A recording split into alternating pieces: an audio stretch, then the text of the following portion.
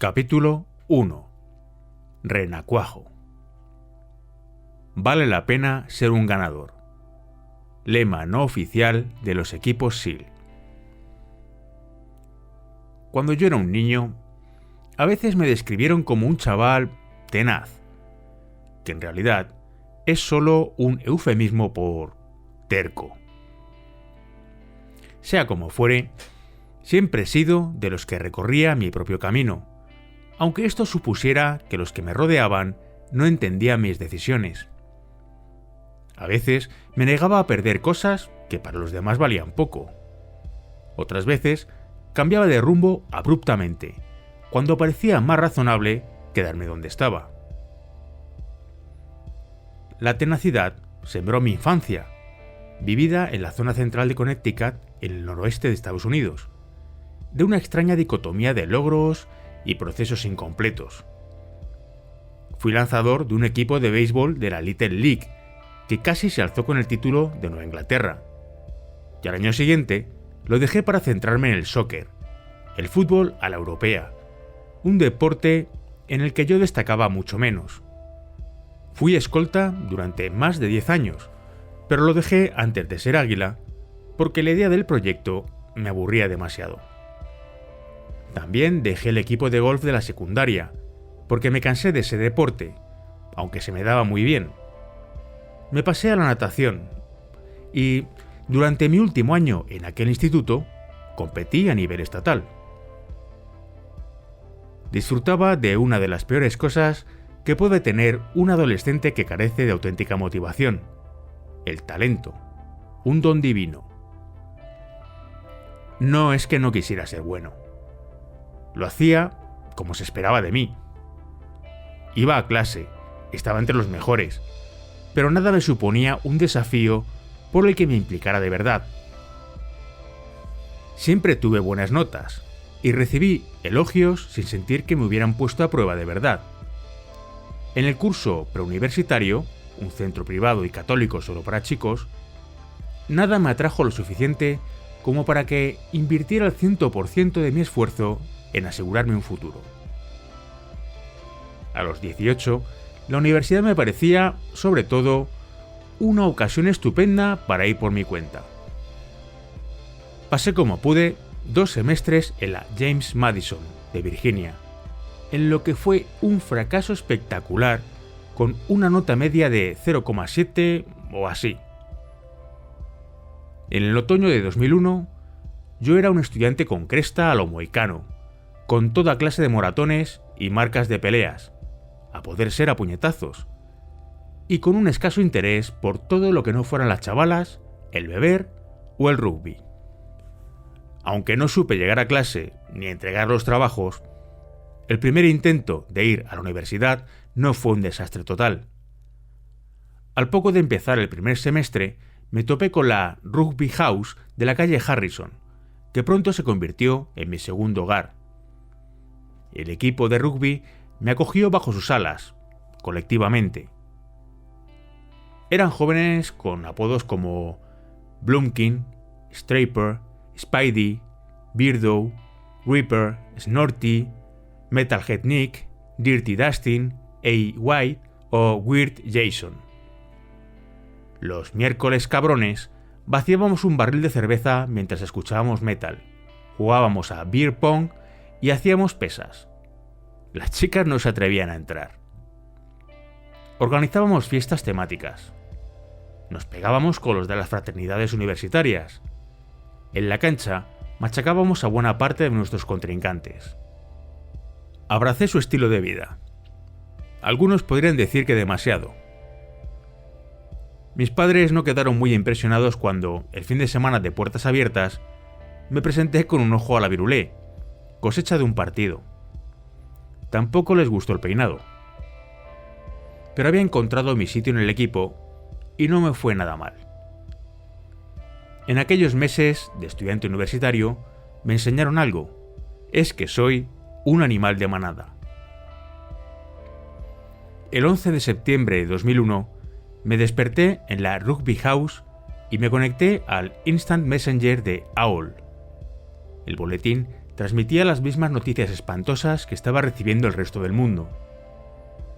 Por la razón que fuera, primero no comprendí la magnitud real de la situación. Me parecía surrealista. Me cepillé los dientes, me vestí, respondí a una llamada de mi madre como si no pasara nada. Pero cuando ella me fue contando los detalles de los 2 aviones estrellados contra el World Trade Center de Nueva York, a tan solo 2 horas de donde yo había crecido, capté por fin la gravedad del asunto.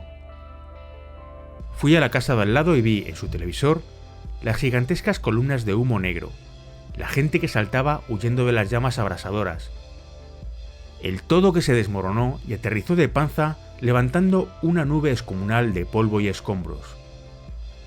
Se adueñó de mí el mismo sentimiento de cólera que atenazó la conciencia de Estados Unidos. Más tarde, aquel mismo día, tuve noticias de Bruce Eagleson, un buen amigo de la familia que me había ayudado a orientarme durante mi etapa de crecimiento en la pequeña ciudad de Middlefield, en Connecticut.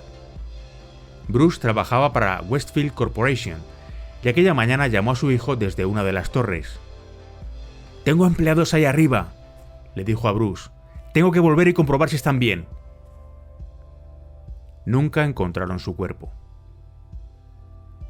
En el funeral de Bruce, sentí que estaba en una encrucijada. No estaba haciendo lo suficiente con mi vida. Gente malvada había asesinado a mi amigo. ¿Y qué podía hacer yo al respecto? De repente, jugar a rugby y a beer pong hasta vomitar había perdido todo su atractivo.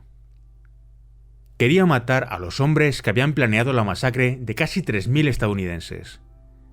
Era el Pearl Harbor de mi generación, y pensé en la relación de mi familia con la Armada durante la Segunda Guerra Mundial.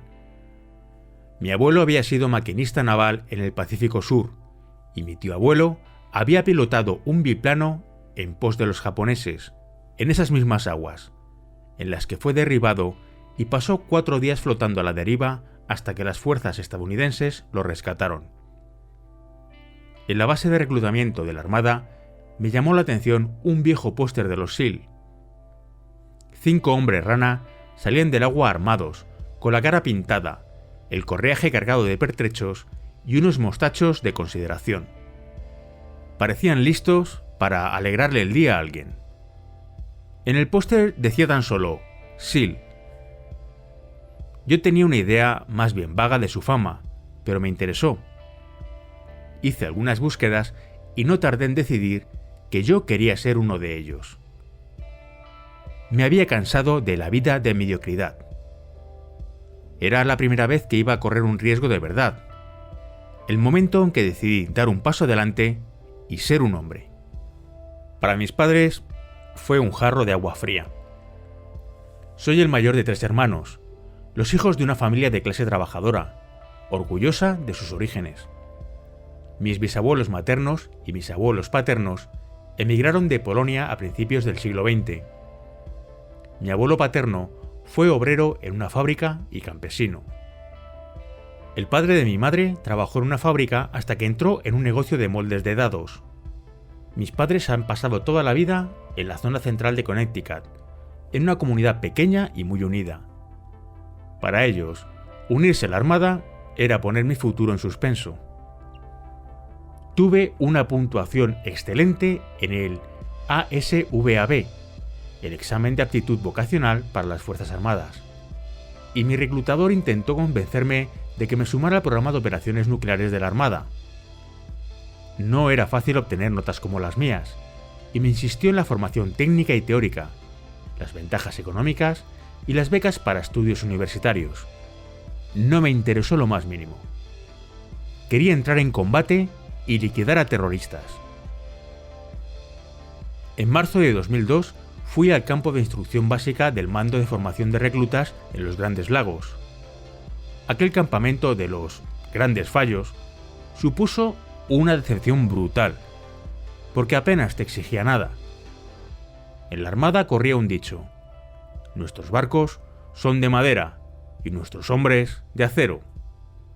Pero en aquel campo de instrucción parecía más bien que los modernos barcos de la Armada son de acero y los marinos de mantequilla. la inmensa mayoría de los marinos que encontré no se preparaban para los cursos de acceso a los SEAL. Tras los grandes fallos, estuve 16 semanas en la Escuela de Sanitarios de la Armada. Me concentré en entrenarme, estudiar y pensar en el reto que me esperaba. Me esforcé mucho. Encontré algo de tiempo para liberar algo de presión con los amigos y me licencié entre los mejores de mi clase. En enero de 2003, un colega me recogió en el aeropuerto y tras cruzar el puente de Santiago Coronado, me dejó en la isla de Coronado, donde me presenté para el curso de Demolición Submarina Básica SEAL, el BATS. Mientras atravesaba el puente con mi uniforme azul, sentí que por fin había llegado. Habrá gente que te diga que los SEAL se hacen. Describirán el BATS. Contarán que cerca del 80% de los candidatos se rinden o fracasan, e intentarán describir de 1000 maneras que las fuerzas especiales de la Armada cogen a los hombres más duros y los convierten en SEAL. Pero es una gilipollez. Un SEAL no se hace, nace. Desde el primer momento en que un candidato pone el pie en la playa de Coronado, o tiene lo que hace falta o no lo tiene. Por mucho que la Armada se empeñe, no hay forma de saber cuál es el factor verdaderamente crucial.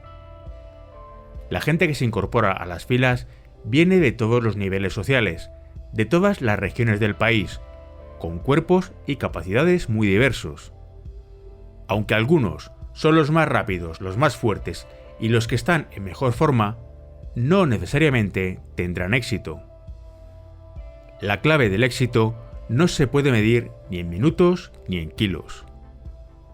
Los que al final aprueban el curso básico del BATS y el avanzado de la capacitación y se suman de hecho a los equipos, poseen una energía intangible y una capacidad de resiliencia que valen mucho más que miles de horas de preparación en cualquier pista o piscina. Los equipos no hacen a un SEAL, pero sí que afinan las capacidades que cada cual posee de entrada. Le despojan de las capas que tapan el instinto asesino que duerme en algún lugar del interior y le enseñan a ser útil. El equipo cincela y elimina los excesos. Lo llamamos hermandad, porque las experiencias forjan lazos de unión, pero también porque somos una familia de hombres separados de todos los demás. Nuestro espíritu guerrero, innato, nos une. En el nivel más básico y primario, estamos cortados por el mismo patrón. Tenía 21 años cuando comencé el BATS, con la clase 245 a principios de 2003. Completé 5 semanas de formación doctrinal e instrucción previa, antes de empezar con la primera fase, y la más dura, del BATS. El primer día echó a andar en la picadora. El gran patio de asfalto donde los estudiantes se reúnen por la mañana.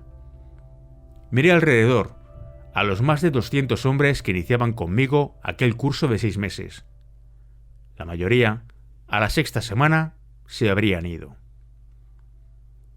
En el grupo abundaban los tíos de cuerpos brutales y caras de un «estoy donde tengo que estar», expresado con diversos grados de convicción.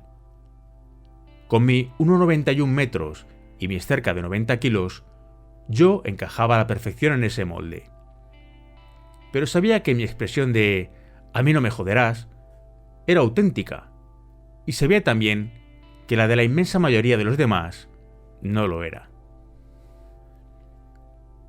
El primero en hacer un DOR, DOR, abandonar a petición propia, se plantó el primer día, antes incluso de que empezáramos con los ejercicios físicos.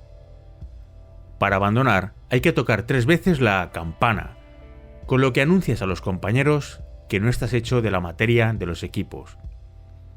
Es aún más humillante cuando el tipo tiene que cruzar por delante de una formación de 150 iguales que están sudando la gota gorda con el 300 grados. Ejercicio de pataleo, arriba abajo. La campana va allí donde la clase va, tanto si son los obstáculos como si es la playa o cualquier otro sitio. Tocarla es una promesa de café calentito, donuts y toda una vida de lamentarse. Enseguida encontré hermanos. Un carnívoro nota la presencia de otro carnívoro. A las tripulaciones de los botes se las elige por la altura, y nosotros éramos los 6 más altos de la 245. Así son las cosas. Probablemente tendríamos que haber sido los más lentos, pero Tim Martin nos apretaba para no perder comba. Tim era un monstruo de la naturaleza, por su capacidad física, un tipo de Wisconsin con una velocidad increíble y una actitud permanentemente positiva. No importa lo jodido que fuera la situación, siempre salía con la misma sonrisa amplia y bonachona y unas palabras de ánimo. Siempre te venía con un «esto ya lo tienes», que me ayudó a sobrellevar más de uno de los momentos más gélidos de la semana infernal. Cuando estábamos fatigados e hipotérmicos, recurríamos a Mats. Era un tipo tranquilo, de Nuevo Hampshire, de Nueva Inglaterra como yo, de pelo negro y un sentido del humor aún más negro. En los peores momentos nos distraía con alguna pseudofilosofada.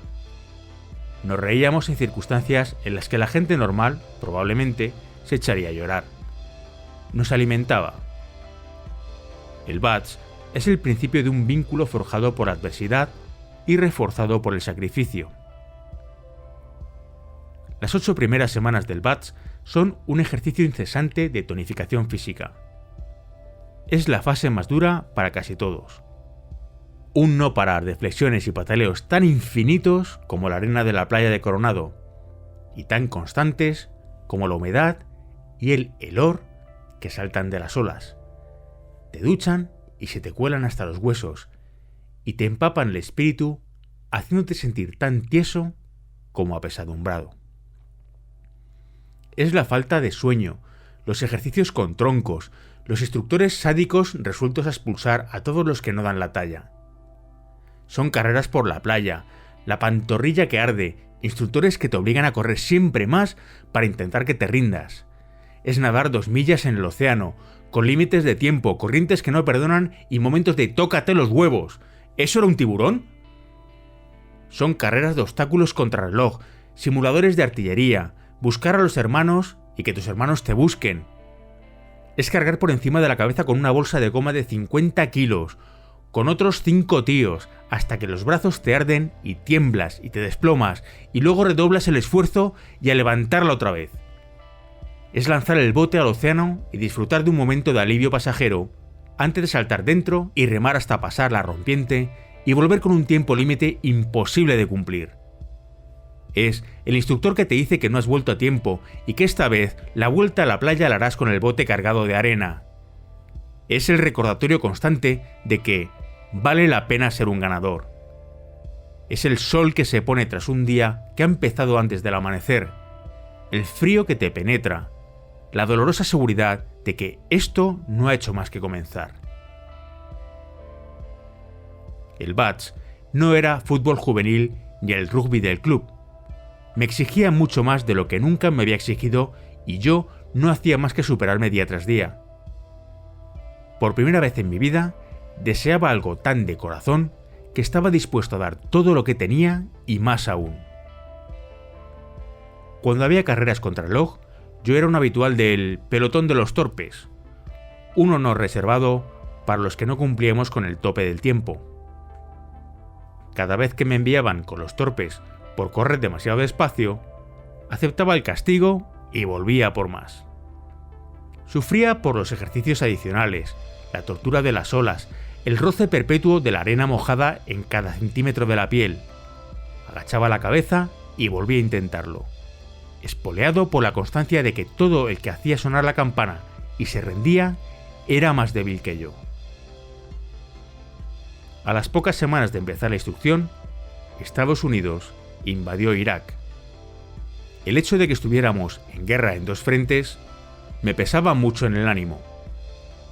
Hay una guerra en marcha en este mismo instante y yo estoy aquí atrapado enseñándoos a vosotros, hijos de puta, nos chilló el instructor Thorsen a nuestra tripulación durante la semana infernal. ¿Y ni siquiera sois capaces de sostener un bote en alto? me hizo sacar fuerzas de flaqueza. Cada vez que alguien tocaba la campana y se rendía, reforzaba mi decisión y mi motivación.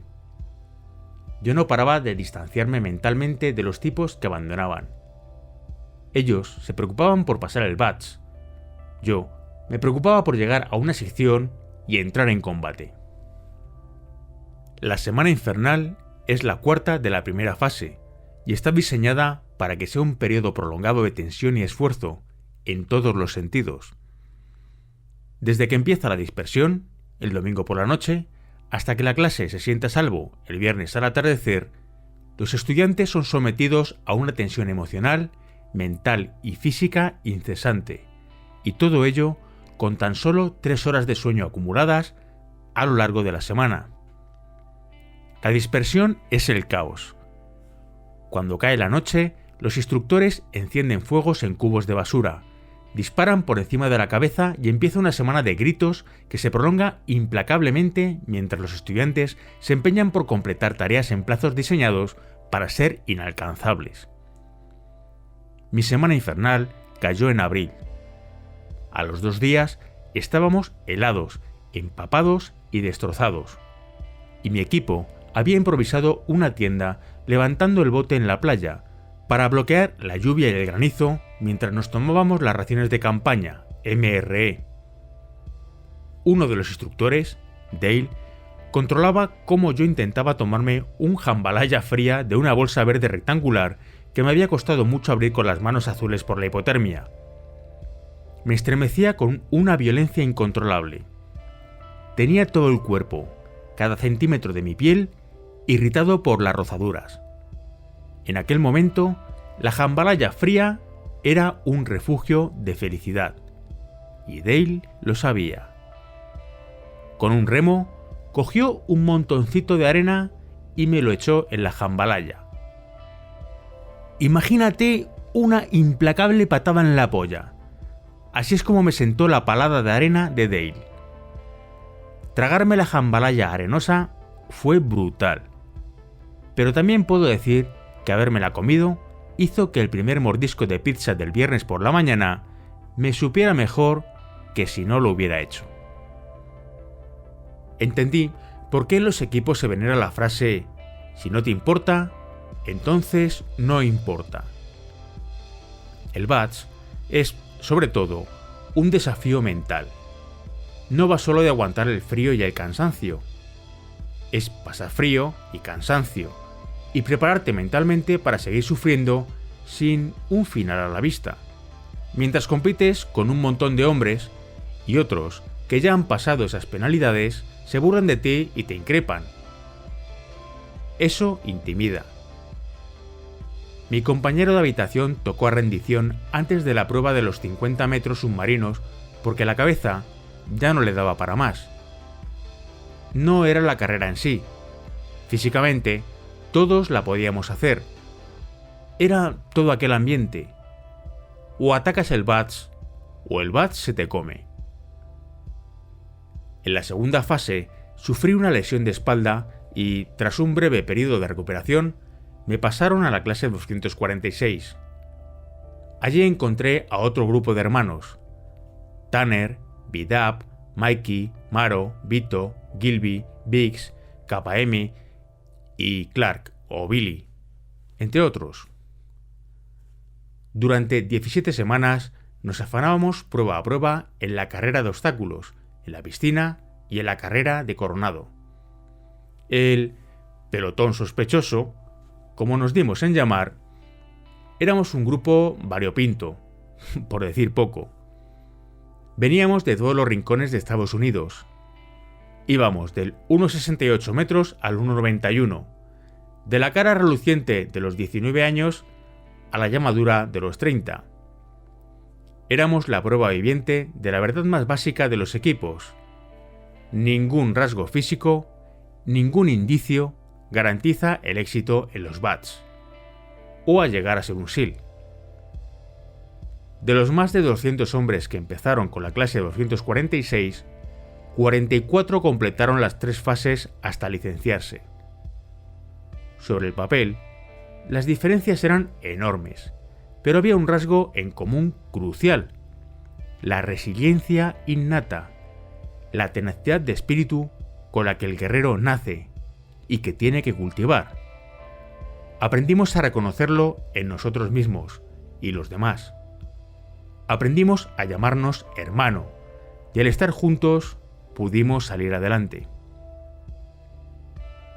El día de la graduación, nos congregamos en la playa a primera hora para la carrera final con el jefe de nuestra unidad. Este oficial era un hombre alto, fuerte y enjuto, de pelo castaño y bigote del mismo color. Era un hombre rana de la vieja escuela, duro como una piedra de molino. Nos podría haber machacado fácilmente, si hubiera querido. Pero nos guió en una carrera tranquila, unos 5 kilómetros bajo el sol que amanecía sobre la playa de Coronado, con paradas periódicas para pronunciar un discurso verdaderamente inspirador sobre la historia y el legado de las fuerzas especiales de la Armada. Nos dijo que ahora formábamos parte de una orgullosa tradición de guerreros de élite y una hermandad que se remontaba a la Segunda Guerra Mundial, desde los primeros hombres rana de la Armada hasta los equipos de demolición submarina y los SEAL. Yo era consciente de lo mucho que aquellos 43 hombres y yo nos habíamos ganado. Luego, con el traje azul, formamos en la picadora, donde habíamos empezado el primer día, hacía más de 6 meses.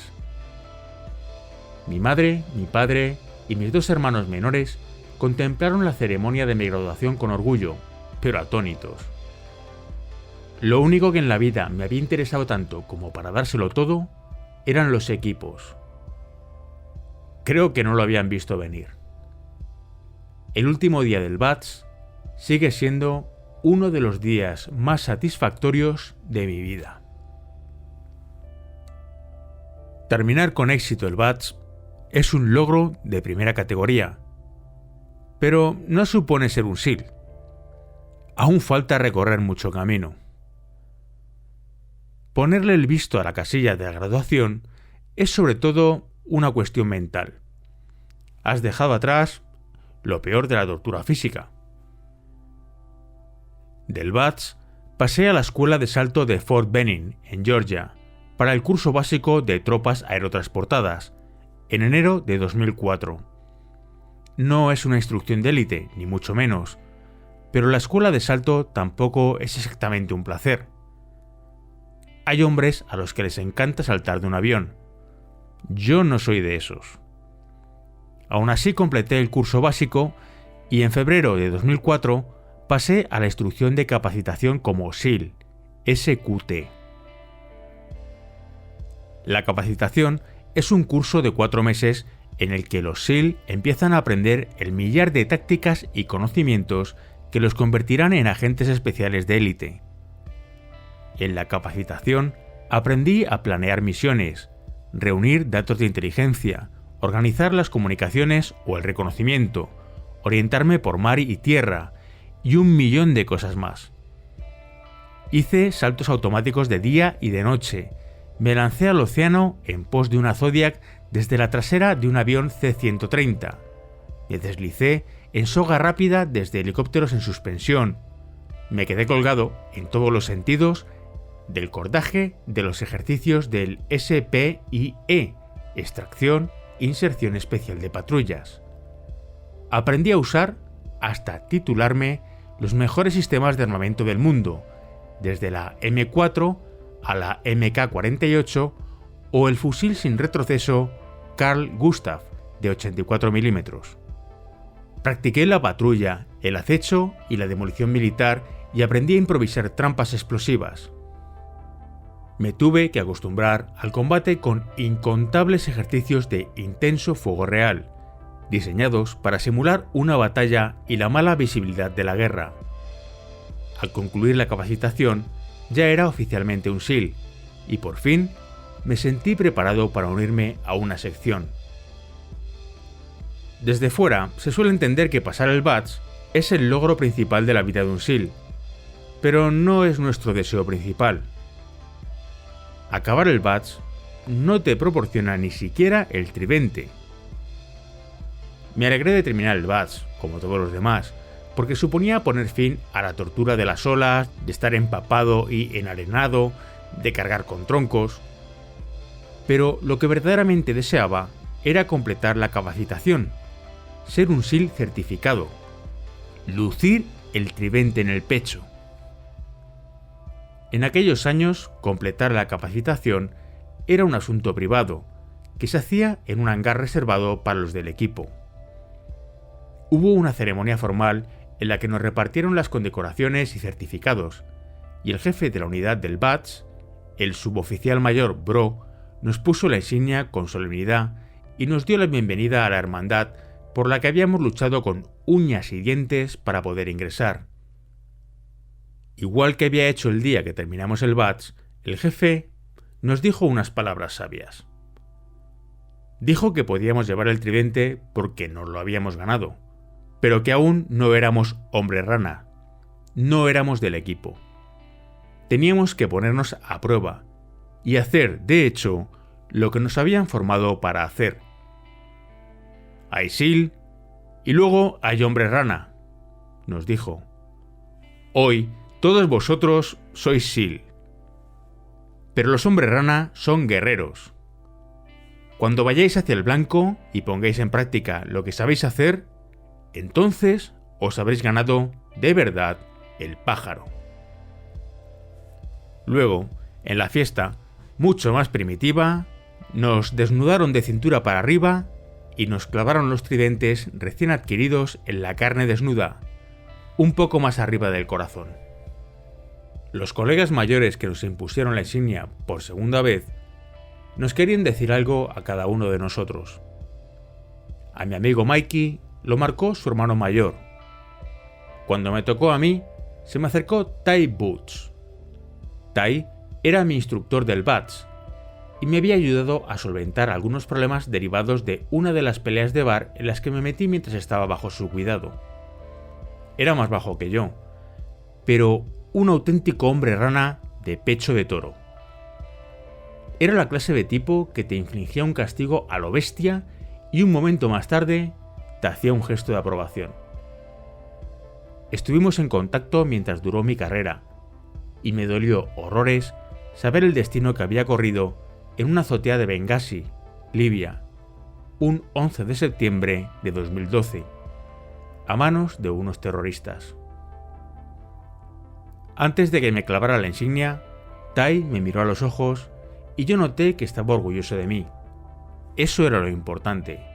Quería que mis hermanos sintieran orgullo por mí. No nos quitamos los tridentes, que sobresalían brutalmente del pecho ensangrentado durante el resto de la noche. Tengo una pequeña cicatriz de esa perforación encima del corazón. Pasan los años, el vello del pecho se vuelve más espeso y la cicatriz se desdibuja, pero ahí sigue. Por fin éramos SEAL, pero la instrucción no se había terminado. La verdad es que un agente nunca deja de formarse.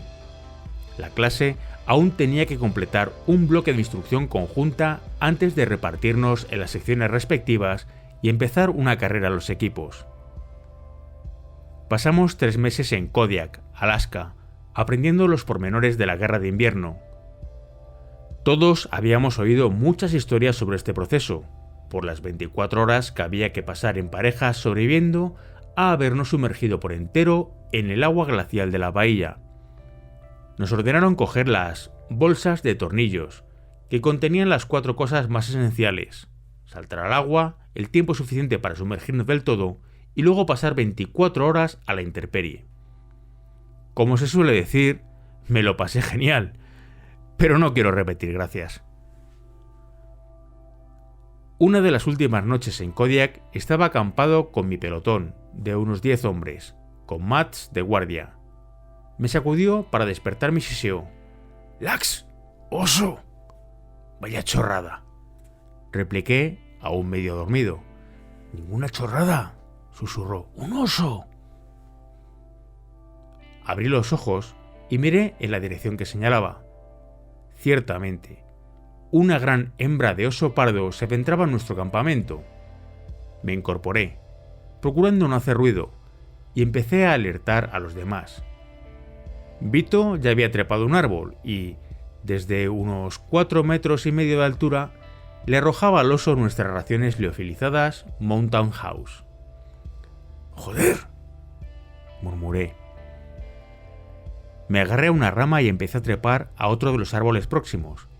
Pensaba que todos estábamos a salvo en los limbos de la altura cuando vi un destello de luz. KPM, un boxeador aficionado de Filadelfia, estaba a unos 3 metros de la osa con una cámara Kodak desechable. La fotografiaba compulsivamente, con una breve pausa tras cada foto, para correr el carrete. El sonido del mecanismo movido por su pulgar se oía incluso desde lo alto de mi árbol. La hembra se puso en pie sobre las patas de atrás y KPM tomó una última fotografía antes de salir huyendo. Se buscó un árbol y todos aguardamos en silencio durante varios minutos, mientras la osa rebuscaba por el campamento, hasta que por fin se alejó. «Eres un loco de mierda», le dije a KPM. «Pues sí, Kev, pero las fotos van a ser una pasada». Como mi especialidad militar, en origen, era la de sanitario, me enviaron a Fort Bragg, en Carolina del Norte, a realizar el 18D, un curso del Ejército de Tierra para formar al personal sanitario de combate para operaciones especiales. Empecé a estudiar con los demás, que pertenecían también a otras ramas de las fuerzas especiales, boinas verdes del ejército, sanitarios de la armada asignados al reconocimiento, auxiliares médicos de los Rangers, en julio de 2004. Durante 6 meses aprendimos a tratar a los heridos en combate táctico.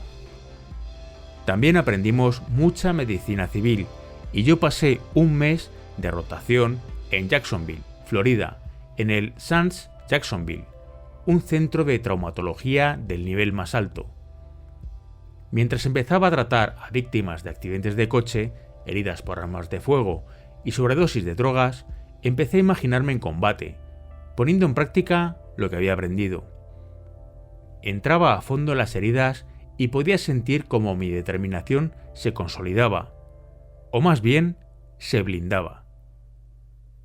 Acabé el 18D en enero de 2005, y entonces sí, por fin había llegado el momento de incorporarme a una sección. Era la hora de elegir un billete, y los SEAL que habían aprobado se peleaban por las mejores propuestas disponibles. Yo tenía la nota más alta y podía haber escogido el primero, pero algunos de los colegas tenían vínculos familiares o alguna otra razón para ir a una u otra costa. A mí me apetecía ir a un equipo de la costa oeste, pero no tanto como para privar a alguien de la proximidad con su familia. Dejé elegir a los 3 chicos con una preferencia clara y entonces fue el turno de mi compañero de cuarto, Sean, y el mío. Había un puesto en cada costa, y los dos queríamos San Diego, en California. Nos lo jugamos a cara o cruz. Gané yo y escogí. Por un golpe de auténtica suerte, me tocó unirme al equipo 3 de los SEAL.